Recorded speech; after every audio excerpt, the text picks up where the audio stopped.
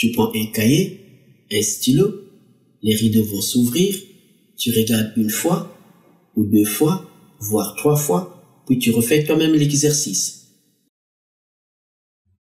Métropole septembre 2013. Exercice 1. Soit f une fonction définie et dérivable sur R. On note C sa courbe représentative dans le plan muni d'un repère OIJ. Partie A. Sur les graphiques ci-dessous, on a représenté la courbe C et trois autres courbes C1, C2, C3 avec la tangente en leur point d'abscisse 0. Première question. Donnez par lecture graphique le signe de f de x selon les valeurs de x. Nous avons ici la suite de l'exercice. Nous allons corriger l'exercice 1, métropole septembre 2013. On nous dit que f est une fonction définie et dérivable sur R et C sa courbe représentative dans le plan muni d'un repère OIJ. Partie A, on a représenté donc la courbe C et trois autres courbes C1, C2, C3 avec leur tangente en leur point d'abscisse 0, l'origine du repère.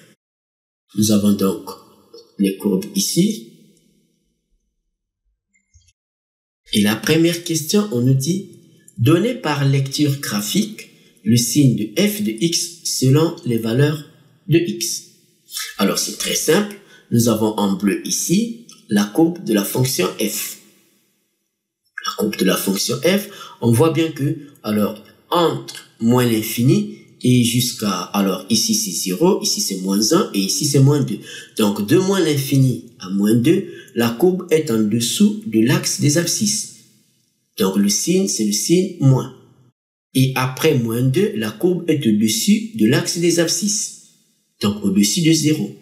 Donc le signe, c'est bien le signe plus de moins 2 à plus l'infini. Donc on va écrire que pour tout x appartenant de moins l'infini à moins 2 ouvert, f de x est négative. De même, pour x est égal à moins 2, c'est évident, f de x est égal à 0. Donc on va aussi écrire que pour x est égal à moins 2, f de x est nul, ça nul, c'est-à-dire f de x est égal à 0. Et donc, pour x appartenant de moins 2 à plus l'infini ouvert, on a f de x est positive. On peut donc faire un tableau de signes de la fonction f. Donc on voit bien que, alors, de moins l'infini à moins 2, le signe c'est le signe moins, et de moins 2 à plus l'infini, le signe c'est le signe plus. Deuxième question, petit a, déterminer à l'aide de la courbe grand f' de 0 et grand f' de moins 2. Alors nous avons la courbe ici, on précise que grand f est la primitive de la fonction petit f.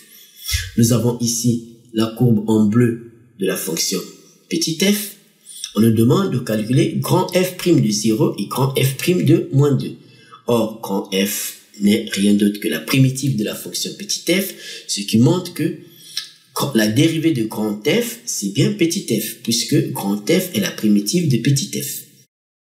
Donc, on nous demande grand f' de 0. Donc, en remplaçant x par 0, nous obtenons grand f' de 0 est égal à f de 0. Alors, f de 0, on voit bien que pour x est égal à 0, on est à l'origine du repère. Alors, f de 0 n'est rien d'autre que ce point-là, c'est-à-dire 2. Donc, on va écrire que grand f' de 0, qui est égal à petit f de 0, eh bien, c'est égal à 2. De même pour grand f' de moins 2. Donc, grand f' de moins 2, on a donc x est égal à moins 2, on est ici. Alors, f de moins 2, petit f de moins 2, on voit bien que c'est 0. Donc, grand f' de moins 2 est égal à petit f de moins 2, c'est égal à 0. Donc, on va écrire que grand f' de moins 2 est égal à petit f de moins 2, c'est égal à 0. Deuxième question, petit b. L'une des courbes C1, C2, C3 est la courbe représentative de la fonction grand F, c'est-à-dire la primitive. La question, déterminer laquelle en justifiant l'élimination des deux autres. Alors c'est très simple puisque grand F est la primitive de petit f. Donc on a dit ici que la dérivée de grand F c'est bien petit f. Donc grand F' de x est égal à f de x. Ici nous avons le signe de f de x. Donc à partir du signe de f de x, on peut donc déterminer les variations de grand F. Donc ici entre moins l'infini et moins 2, f de x, le signe c'est moins. Donc la fonction grand F est strictement décroissante entre moins l'infini et moins 2. Et donc ici de moins 2 à plus l'infini, on a le signe plus. Donc grand F est strictement croissante entre moins 2 et plus l'infini. Donc on connaît les variations du grand F. On va donc comparer les variations au niveau des courbes pour voir quelle est la courbe correspondante à grand F. Alors, en regardant les courbes, on va faire appel aux courbes. On a vu que la fonction grand F est décroissante de moins l'infini à moins 2 et croissante de moins 2 à plus l'infini. Donc, on voit bien qu'ici, moins 2, c'est ici. Donc, de moins l'infini à moins 2, on a une décroissance.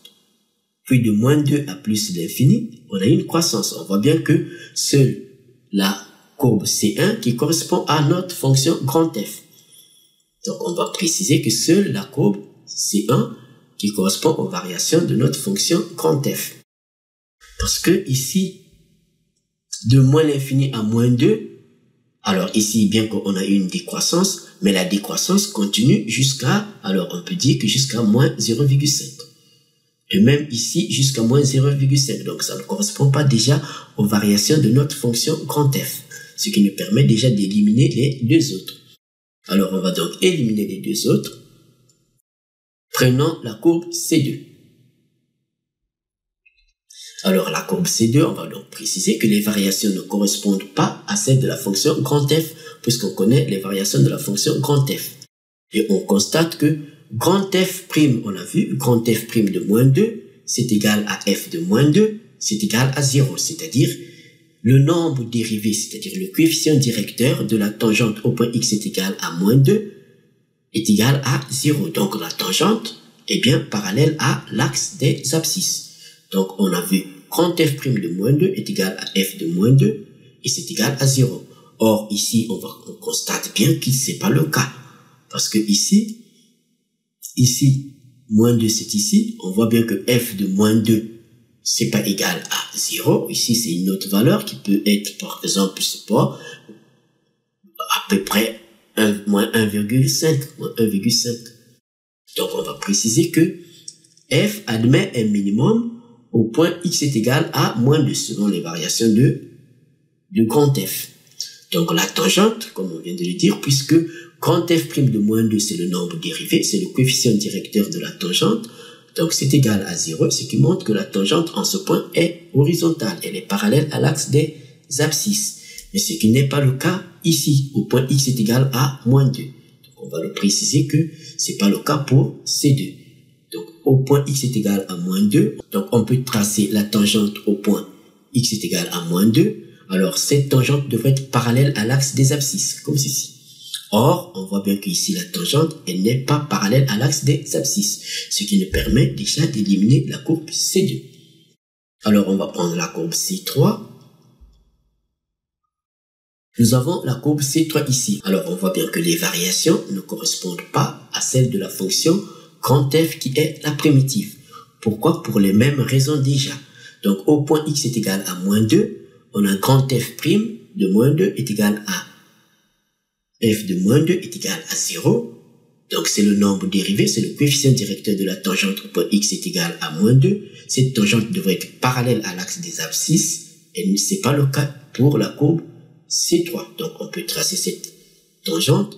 Ici, elle devrait être parallèle à l'axe des abscisses, mais ici, on voit qu'elle ne l'est pas. Et une autre raison, on peut aussi préciser, parce qu'on a vu que grand f' de 0, c'est égal à f de 0 et c'est égal à 2. On a vu que f de 0, c'est grand f' de 0, c'est égal à 2. Donc, le nombre dérivé au point x est égal à 0 est égal à 2.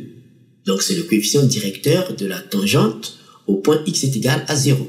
Or, au point x est égal à 0, on voit bien ici, à la courbe, suivant la courbe C3, on a la tangente au point x est égal à 0, c'est D3.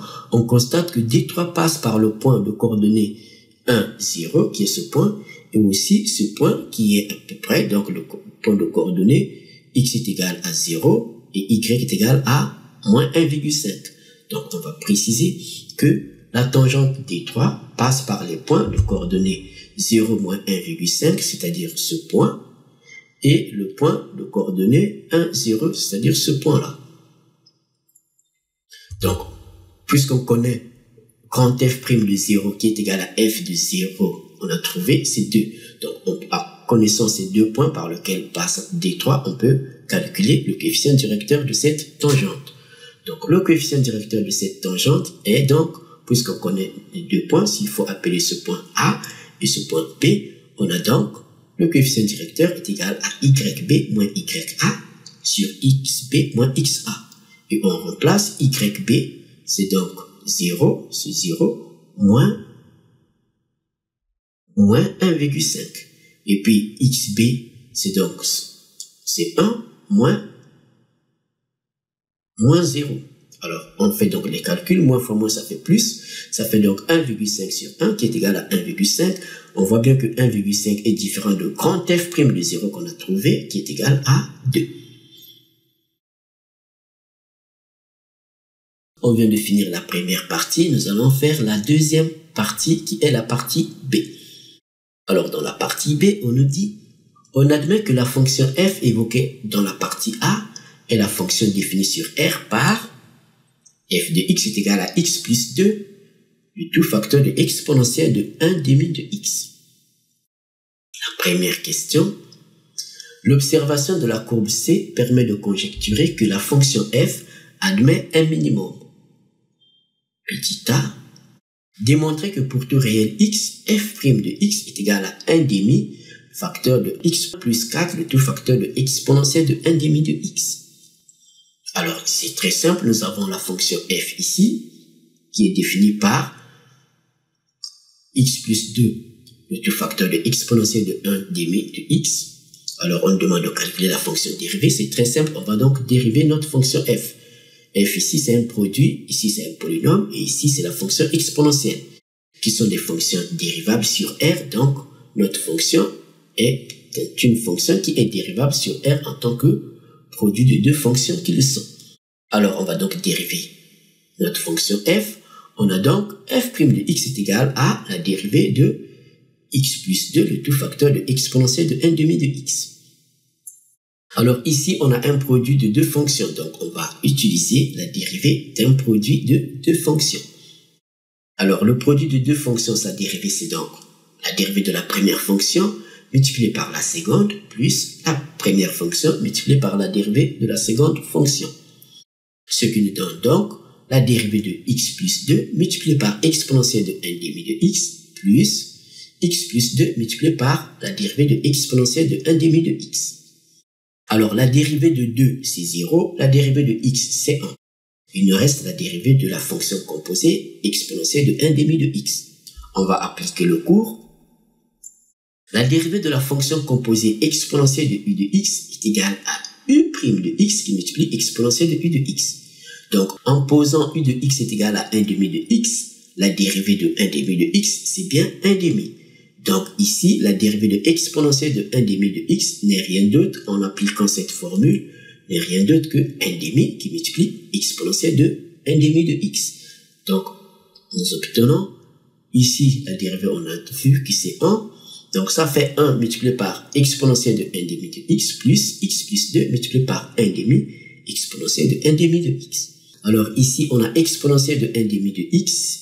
Ici aussi, exponentielle de 1 demi de x, on peut mettre exponentielle de 1 demi de x en facteur. Ici, il va rester 1, et ici, il va rester x plus 2 multiplié par 1 demi. Donc, on a 1 plus x plus 2 sur 2, le tout facteur de exponentielle de 1 demi de x. Alors ici, on va mettre le tout au même dénominateur. Donc on obtient 1 fois 2 plus x plus 2, le tout sur 2. Donc on a 2 plus x plus 2 sur 2, le tout facteur de exponentielle de 1 demi de x.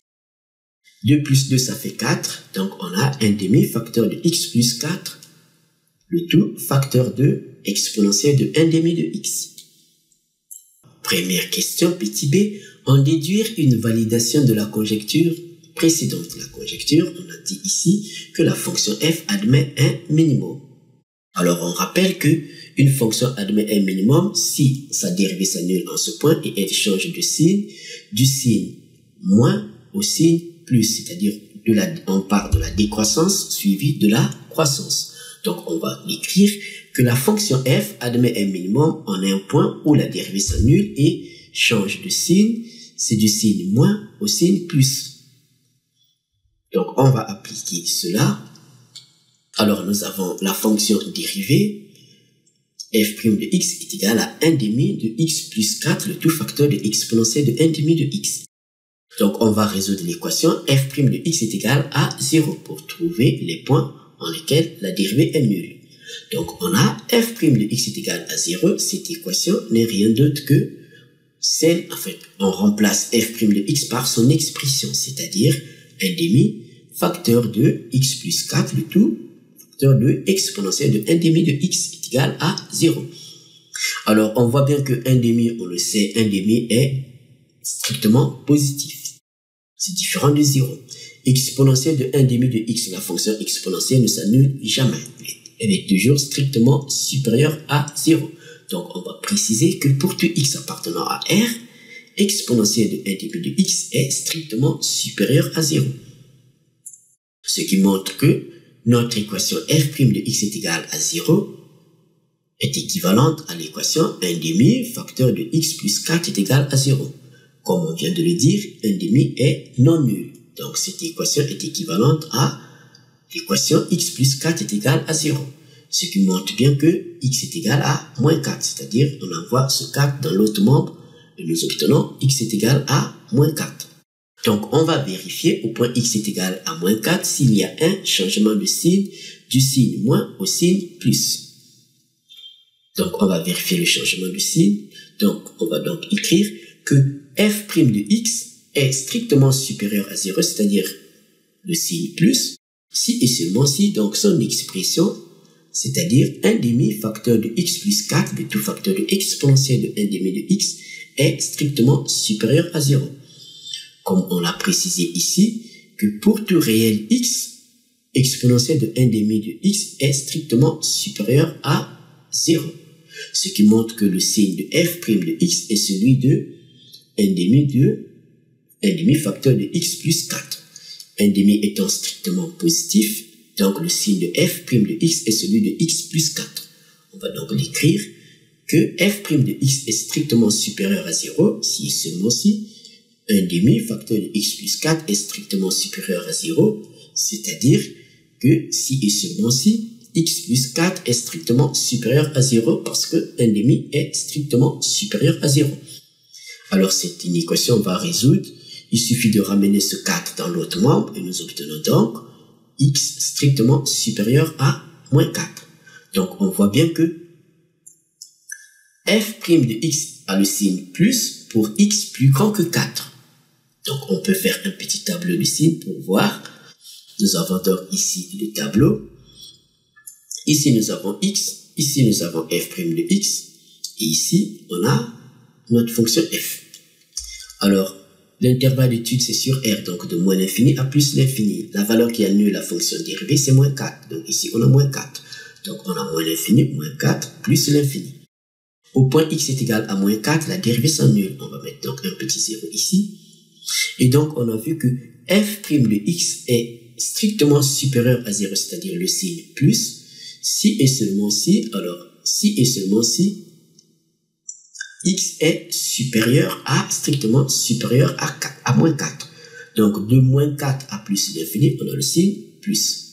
Et donc, le contraire, on l'a de moins l'infini à moins 4. Donc, ici, nous avons donc les variations de f. On a une décroissance suivie d'une croissance. Donc, on peut connaître ici la valeur du minimum, puisque le minimum est atteint au point x est égal à moins 4. On peut connaître ce minimum. Donc, on a f de x est égal à x plus 2, le tout facteur de exponentiel de 1 demi de x. Donc, f de moins 4, on remplace x par moins 4. On a donc moins 4 plus 2, le tout facteur de exponentiel de 1 demi de moins 4. Moins 4 plus 2, ça fait moins 2. Alors ici, moins 1 demi multiplié par moins 4, ce qui nous donne moins 4 sur 2. Ça fait donc moins 2. Donc, on a ceci est égal à moins 2 exponentiel de moins 2. C'est donc le minimum. Donc, on voit bien que notre fonction f admet un minimum au point x est égal à moins 4. Et ce minimum, c'est bien moins 2 exponentiel de moins 2. Donc, la conjecture précédente est bien validée. Deuxième question, on pose i est égal à l'intégrale de 0 à 1 f de x dx. Petit a, interpréter géométriquement le réel i. Alors c'est très simple, il suffit, puisque nous avons l'intégrale, il suffit de vérifier que la fonction qui se trouve sous le signe intégral est positive entre 0 et 1. Alors on a, par définition, on a f de x est égal à x plus 2 exponentielle de 1 demi de x.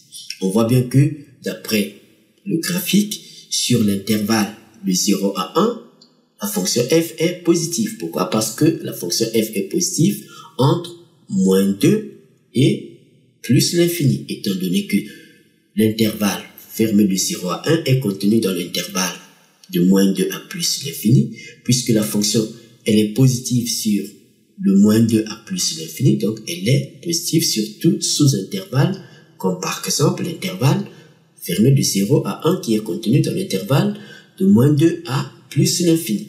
Donc, notre réel i est l'aire du domaine limité par la courbe de la fonction f, l'axe des abscisses et les droites d'équation, en l'occurrence x est égal à 0 et x est égal à 1. Alors, graphiquement, on peut le montrer. On a donc I, c'est donc l'aire de ce domaine. Deuxième question, petit b, soit U et V les fonctions définies sur R par U de x est égal à x et V de x est égal à exponentielle de 1 demi de x. La question, vérifier que f est égal à 2 facteurs de U' qui multiplie V plus U qui multiplie V'. Alors, c'est très simple, nous avons U de x ici, nous avons V de x ici, on va donc dériver et vérifier. Alors, on a, puisque U de x est égal à x, donc U' de x est égal à la dérivée de x qui est égale à 1. Donc, on va écrire que U' de x est égal à 1. Et V de x, alors V de x est égal à exponentielle de 1 demi de x, et donc sa dérivée, on l'a vu déjà, la dérivée de exponentielle de 1 demi de x, ça fait donc 1 demi qui multiplie exponentielle de 1 demi de x. Parce que c'est la dérivée de la fonction composée exponentielle de u de x qui est égale à u' de x qui multiplie exponentielle de u de x. En posant u de x est égal à 1 demi de x, on voit que la dérivée, ça fait, la dérivée de 1 demi de x, ça fait 1 demi. Donc, la dérivée de exponentielle de 1 demi de x, c'est bien 1 demi exponentielle de 1 demi de x. Donc, on va le préciser que v' de x est égal à 1 demi exponentielle de 1 demi de x. Alors, on va remplacer, on va donc calculer 2 facteurs de u' de x multiplié par v de x plus u de x multiplié par v' de x. Donc, en remplaçant, on a donc 2 facteurs de u' de x multiplié par v de x plus u de x multiplié par v' de x qui est égal à, ça fait donc 2 facteurs de, alors, la dérivée de u' de x, on a vu c'est 1, multiplié donc par v de x, c'est-à-dire exponentielle de 1 demi de x, plus cette fois-ci u de x, c'est-à-dire x, multiplié par la dérivée, donc 1 demi de exponentielle de 1 demi de x. Donc on a x multiplié par 1 demi exponentielle de 1 demi de x. Alors on vient d'écrire que 2 facteurs de u' de x v de x plus u de x v' de x est égal à 2 facteurs de 1 qui multiplie exponentielle de 1 demi de x plus x qui multiplie 1 demi de exponentielle de 1 demi de x. Alors, on peut mettre exponentielle de 1 demi de x en facteur. nous obtenons donc ici il va rester 1 et ici il va rester x sur 2.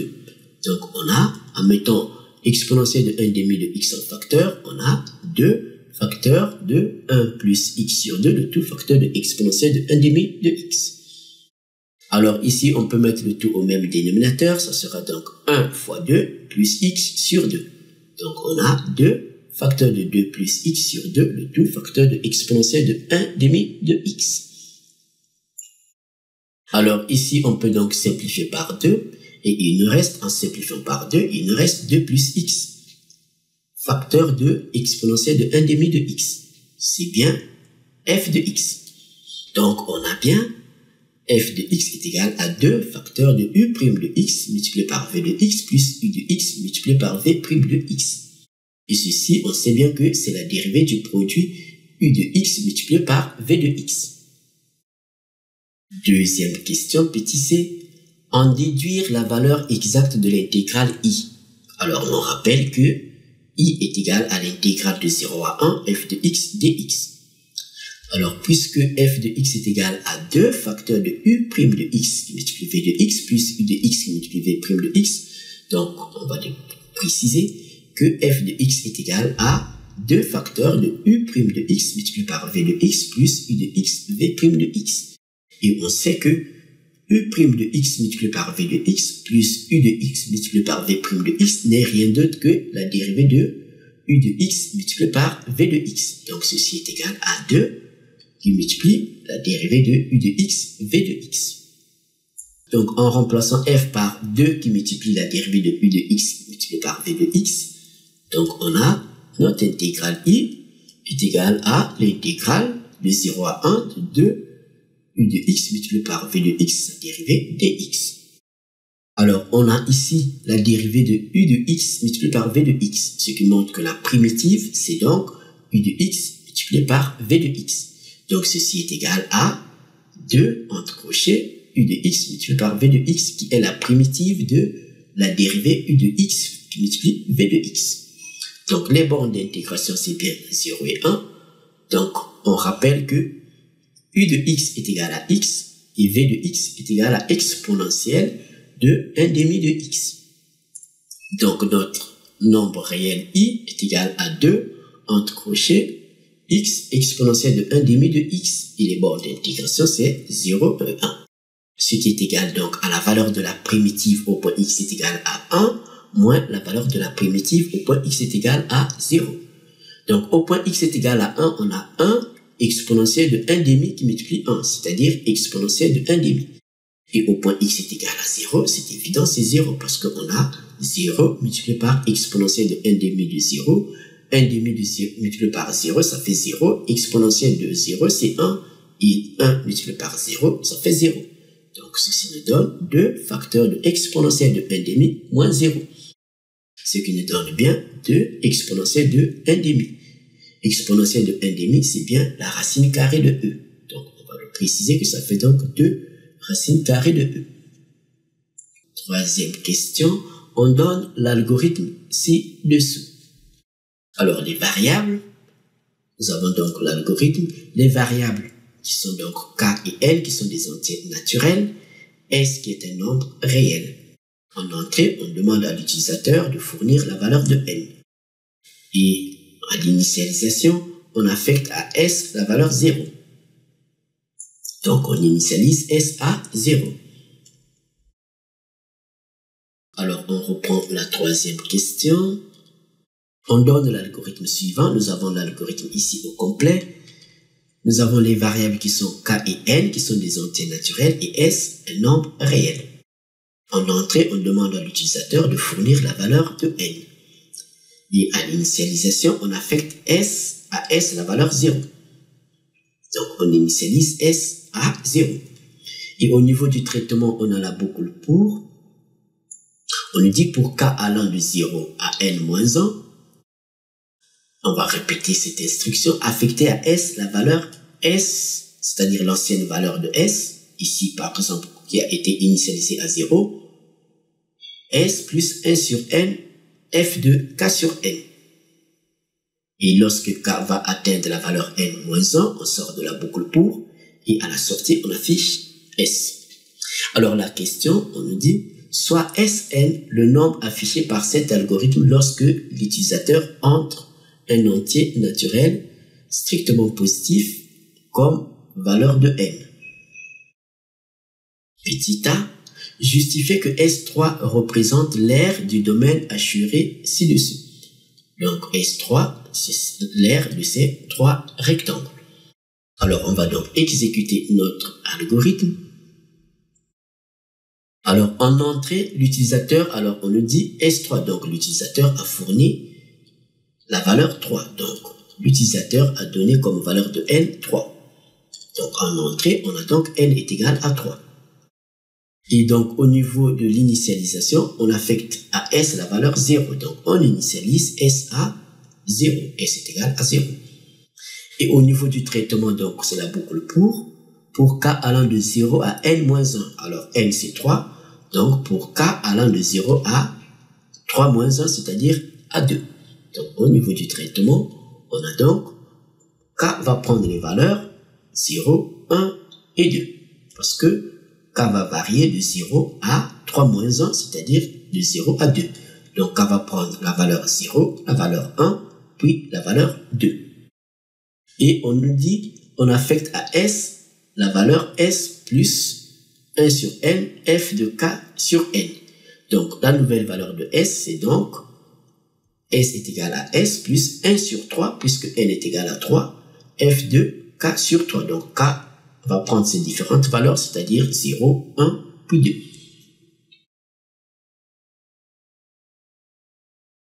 Alors on continue donc l'exécution de l'algorithme.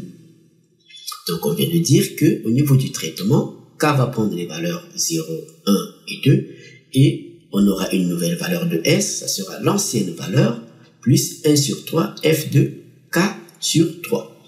Donc on va faire un petit tableau pour voir ce qui se passe.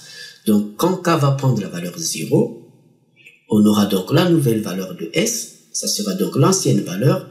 Or l'ancienne valeur, S a été initialisée à 0. Donc on aura S est égal à 0 plus 1 sur 3, f de 0 sur 3.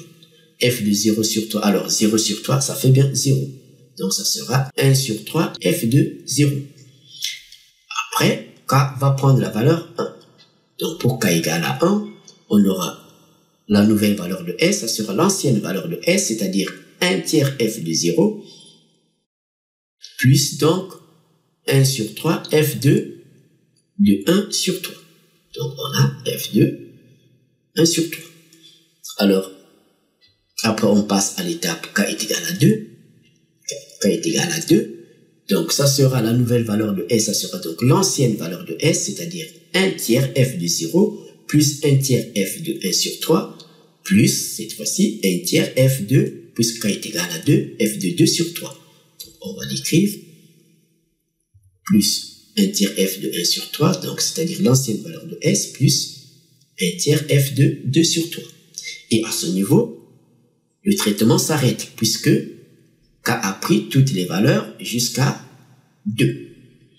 Et à ce niveau, donc, le traitement s'arrête, on sort de la boucle. Donc, à la sortie, on va afficher S. Donc, S, ça sera donc la valeur de 1 tiers f de 0 plus 1 tiers f de 1 tiers plus 1 tiers f de 2 tiers.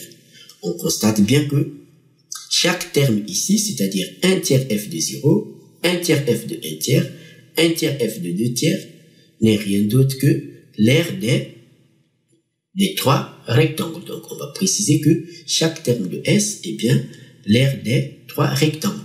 Pourquoi? Parce que c'est le produit de la largeur obtenue en divisant l'unité par 3. L'unité, c'est la distance de 0 à 1, donc on a divisé par 3. Et les longueurs ici, on a donc f de 0, f de 1 tiers, puis f de 2 tiers. Donc, ça fait bien la longueur multipliée par la largeur qui nous donne bien l'aire d'un rectangle. Donc, on a bien ici l'aire du premier rectangle, plus l'aire du deuxième rectangle, plus l'aire du troisième rectangle.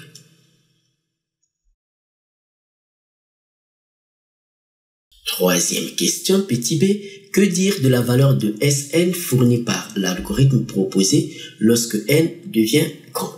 Alors, lorsque n devient grand, c'est très simple, on va le voir. Alors, le traitement va s'arrêter lorsque k va atteindre la valeur n-1. On va donc le préciser que le traitement va s'arrêter lorsque k va atteindre la valeur n-1. Donc, si on exécute notre algorithme, donc en entrée, on a toujours n. À l'initialisation, donc on initialise s à 0. Et au niveau du traitement, donc k va prendre les valeurs 0, 1, 2, 3 jusqu'à n-1. Donc, on va le préciser que k va prendre les valeurs 0, 1, 2, les valeurs intermédiaires et aussi la valeur n-1. Et donc, le nouveau s, c'est-à-dire la nouvelle valeur de s, sera l'ancienne valeur plus, cette fois-ci, 1 sur n, f de k sur n. Donc, quand k va prendre ces valeurs, donc on va mettre le tout dans un tableau pour que ce soit beaucoup plus clair. Donc, quand k prend la valeur 0, on a donc, s, ça sera donc l'ancienne valeur, c'est-à-dire la valeur initialisée, ça sera donc 0 plus 1 sur n, f de 0 sur n. f de 0 sur n, ça fait bien 0. Donc, c'est 1 sur n, f de 0. Et quand k va prendre la valeur 1, ça sera donc s, ça sera donc l'ancienne valeur, c'est-à-dire, cette fois-ci, ce n'est plus 0, c'est plutôt 1 sur n, f de 0. Donc, s va être l'ancienne valeur plus f 1 sur n, f de, alors k c'est 1. Donc, f de 1 sur n.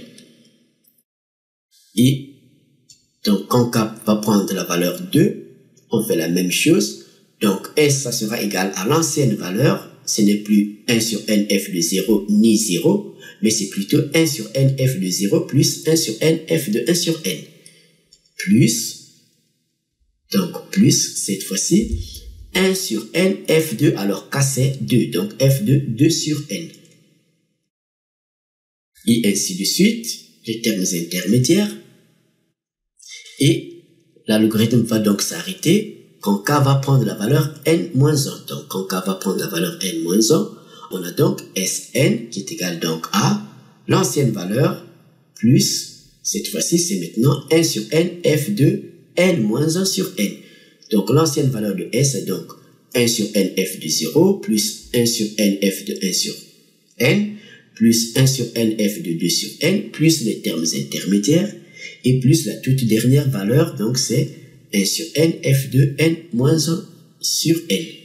Donc, on voit bien ici que Sn, c'est donc une somme de k égale à 0 à n-1, 1 sur n, f de k sur n.